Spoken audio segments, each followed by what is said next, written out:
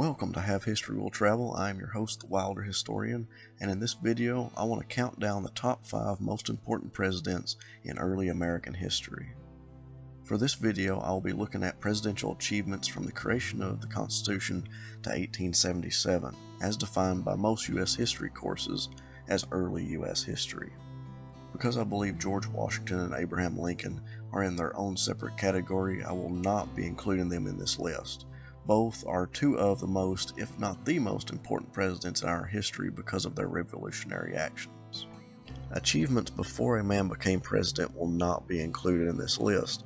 I will only be looking at their achievements as president. The way I use importance to evaluate the presidents is very much a product of the time they live in. We may not agree with their actions, but their actions send reverberations throughout all of American history. So that is my method of evaluation. I am not saying these are good or bad actions, but they changed America, and since history has changed over time, these men are makers of history. Number 5. James K. Polk. Although Polk artificially created an international crisis and war with Mexico by deliberately sending an army into disputed territory, the Mexican-American War did two very important things.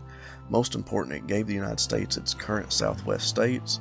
The implications emerged about 20 years later, but the war gave combat experience to many Civil War commanders. Polk also oversaw the border dispute between Britain and the U.S. in the Oregon Territory by establishing the 49th parallel as the boundary. Number 4. James Monroe. Monroe is high on this list because of his Monroe Doctrine. This may not seem that important to some, but it laid the foundation for the United States' isolationist style of foreign policy when it came to intervention in European affairs. We would to various degrees follow this doctrine until the First World War, so approximately 100 years. Its longevity puts Monroe high on this list. Number 3. Ulysses S Grant. His fame came as a military commander, but he had some incredible achievements as president, two of which I want to bring up here. First, the 15th Amendment, which granted the right to vote to all male citizens. Even though some see this as simply a political move to gain more Republican votes, it is still a revolutionary act, and Grant pushed for it. Second, the Ku Klux Klan Act. This allowed the president to declare martial law and suspend the writ of habeas corpus in areas of the nation where the Klan operated because they were attacking African American voters and Republican politicians, including murdering some of those people. This effectively ended the first incarnation of the KKK. Number 2, and this is a close call, Thomas Jefferson. Jefferson did some revolutionary things before becoming commander-in-chief, but here I want to focus on one very important event, the Louisiana Purchase. This purchase not only doubled the size of the United States, but it set a precedent for the president. This brought up a constitutional question, especially for Jefferson. Can a president purchase land for the nation? It's not listed in the Constitution, but he did it, and this set the precedent for future presidents to do likewise.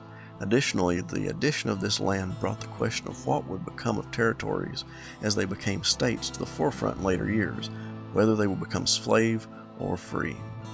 Number 1. Andrew Jackson. Remember, important does not mean right or that we agree with these actions, but his actions had long-lasting implications.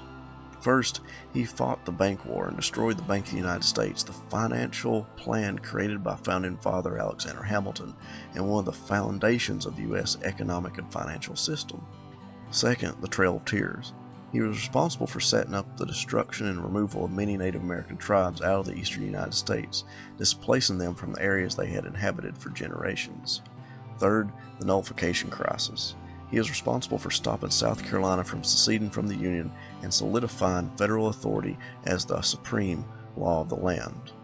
Thank you for watching. I hope you enjoyed, and if you have an achievement that I might have left out, and I definitely left out some things, but I brought up what I view as important American history. Leave a comment below and let me know what you think.